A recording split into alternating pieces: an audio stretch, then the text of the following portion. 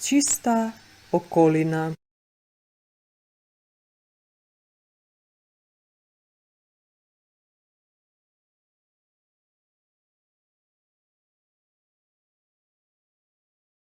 Дали знаете дека една лименка може да стои во почвата дури 500 години?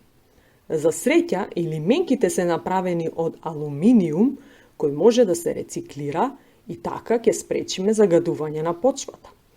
Рециклираните лименки се сортираат.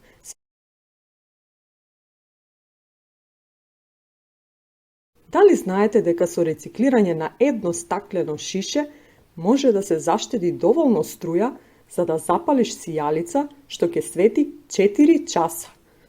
Многу е важно стаклото да се стави уредно во канта, бидејќи ако се најде во почвата и во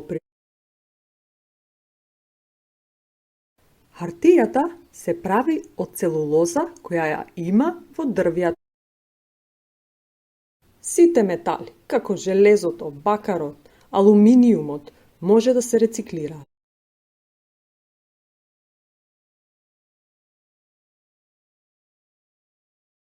Еден сончев летен ден, двете другарчиња по име Сара и Игор решија да се шетаат во паркот.